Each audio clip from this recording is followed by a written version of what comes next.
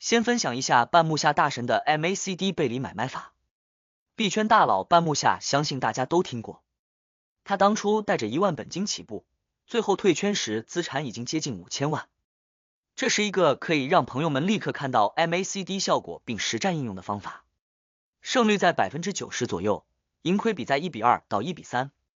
我在其基础上结合了大帅我自身的系统进行优化，使其更好辨别止盈位置，不管在加密货币、股市、商品等都全都适用。还等什么？赶快学习，准备开始赚到你的第一桶金吧！讲完之后，我会告诉你什么是真正的 MACD， 做到学为己所用。首先，我们添加 MACD 进入图表，接下来打开 MACD 设置界面，在上方的输入栏里，把快线长度设置为13，慢线长度设置为34，来源确保是收盘价。接下来，我们再点击上方的样式界面，直方图信号保持不变，颜色也不用换，下方的 MACD 方框勾掉，信号方框勾掉。完成后点击下方确认，我们只需要用的 MACD 的直方图来判断柱背离即可。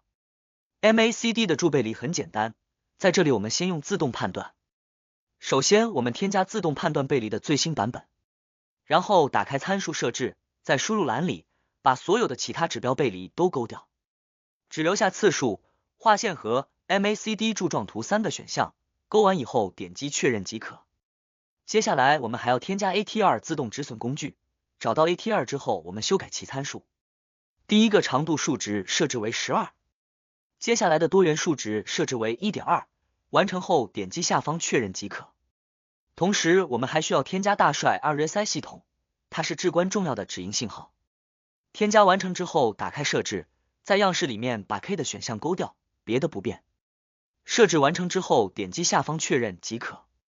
到这里所以需要用到的设置全部完毕。接下来教大家如何使用。先说做多，以小时线为例，当图上发出黄色标签时，代表底背离信号出现，我们先观察是否是确认点，即 MACD 柱体反转的第一根，如果不是，需要耐心等待确认点。如果在当前小时 K 线即将收线的时候， MACD 还是第一根反转线，那么这根线就是买点。入场之后，止损点设置在 ATR 的止损点，也就是下方的绿线数值。设置好以后，就要盯盘等待止盈点位了。止盈看大帅 RSI 的黄线，入场之后往后隔2根 K 线。接下来只要大帅 RSI 黄线拐头向下，就立刻离场。这样一笔胜率极高、盈亏比合适的交易就完成了。接下来说说如何顶背离开空。还是以小时线为例，当 K 线上方画出紫色线条时，代表当前进入了顶背离阶段。看到信号后，我们观察当前是否是确认点，即 MACD 反转线的第一根线。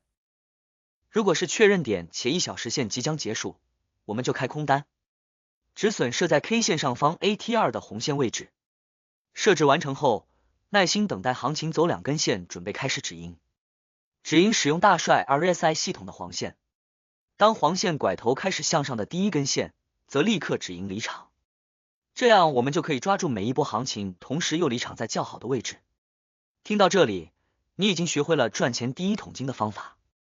记得订阅大帅的频道，迎接交易巅峰。接下来的内容很重要，刚才大帅给大家的方法只是让你验证 MACD 作为指标之王的实力。现在我会彻底给你讲清楚 MACD 的逻辑，让你融会贯通，可以根据行情和品种自由的修改参数，你将战无不胜。首先，先忘掉你对 MACD 的理解，那些技法参数全忘掉，只用看这里，白线开始远离黄线了， MACD 开始下跌，一直下行，直到白线距离黄线太远。随着价格反弹，白线跟黄线的距离开始缩小， MACD 也开始金叉。也就是说，当白线黄线距离缩小，意味着即将反转， MACD 才会开始金叉或者死叉。白线比黄线高，则是死叉，白线比黄线低，则是金叉。现在停，回想刚才的内容，这根白线就是12日线，这根黄线就是26日线，而 MACD 的原理就是这2根均线的爱恨情仇。当12日线、26日线相爱接近时， MACD 的白线和黄线却开始渐行渐远，当 MACD 白线黄线接近时，12日、26日线却开始渐行渐远。而一旦一方开始减弱，MACD 就会用金叉或者死叉宣布情况有变，爱恨可能要反转。这就是 MACD 的逻辑。记住，当一方有力竭的倾向，就是 MACD 的反转信号。搞懂这个逻辑，接下来你才能用好 MACD， 并且自由的调整参数。那么讲完了基础逻辑背离是如何形成的呢？逻辑一样， MACD 背离主要参考的是红绿柱。柱的逻辑也很简单，就是拿刚才两根线的距离和9日两根线的距离做对比。我们来看一个柱背离例子，更好的理解。在这个位置，我们可以看到行情发生了顶背离，价格新高了， MACD 柱却没有新高。我已经把这两根线的距离用线段画了出来，这里计算距离我们只看绝对值。当价格新高时， MACD 两根线的距离是 0.81 减 0.18 等于 0.63， 而上一段高点的距离是 1.11 减 0.37 等于 0.74。 价格冲得更猛了， MACD 却还是停留在前面的爱恨里，并没有反转的意思，所以这个位置要么以长时间的震荡来使两线距离重新拉卡修改背离，要么就要往反方向行走，这就是背离的含义。听到这里，是不是觉得以前你不懂 MACD？ 快在下方评论区留下你的笔记或者记录心得吧。了解 MACD 逻辑之后，接下来就要设置参数了。在 MACD 的参数里有几个重要设置，第一就是短线和长线的数值。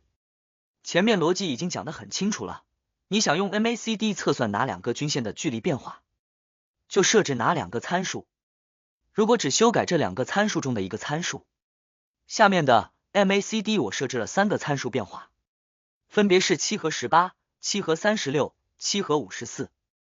可以看到 MACD 整体没有太大变化，只是两个数位越近，红绿柱的转变就会更敏锐一些，短线会更加精准，但是红绿柱变化的也会更加频繁。所以如果你想使 MACD 短线更加敏锐，可以修改 MACD 的参数，更快抓住短线机会。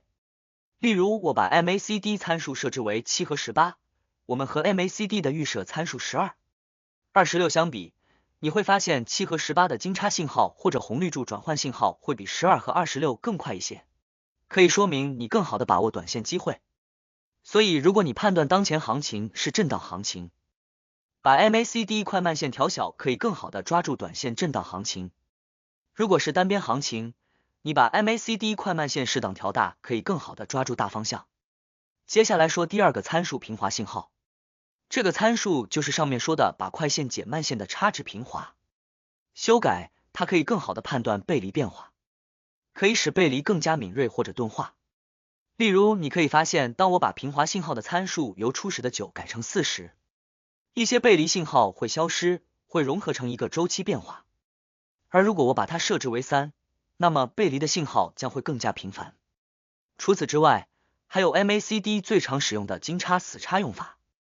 当 MACD 在0轴之下时，代表当前阶段空头力量强盛。如果此时 MACD 金叉且价格对应上攻，有重回上涨趋势的动力。但是 MACD 不管金叉还是死叉都是有滞后性的，所以一般我们使用柱体的增长和缩短和判断行情变化。如果使用金叉死叉，建议用更小的参数，例如把快线慢线调整为7和16，把平滑信号调整为3。金叉死叉会更加敏锐，也能抓住短线的行情。如果是做长线判断你大趋势，则可以增大 MACD 的参数，以避免频繁进出错过大行情。做长线，我们可以使用13、34和12的组合，当然也可以直接使用周线或者月线等更大的周期来判断。最后说一下前面的问题，那就是如何判断当前行情是什么趋势，以便更好的调整 MACD 参数问题。大帅我自己最常使用的是 BO 线，当 BO 线缩口或者收口时，都是震荡走势；当 BO 线上下轨开口时，往往是单边走势，尤其要注意大周期的变化。大周期的变化和距离会决定小周期的强度，因为时间周期的缘故，大周期决定了震荡或者单边的强度和空间。听了大帅的内容，相信你已经完全懂得 MACD 的使用方法了。接下来你可以根据不同的品种设置适合该品种的参数。从而把握震荡或者单边周期，也可以结合 BOO 线或者大帅 RSI 等指标判断市场的强度，从而根据市场强度提高止盈止损，或者在强度不够的情况下提前离场。最后记得订阅大帅的频道，也欢迎在下方评论区留言。大帅期待大家的精彩讨论。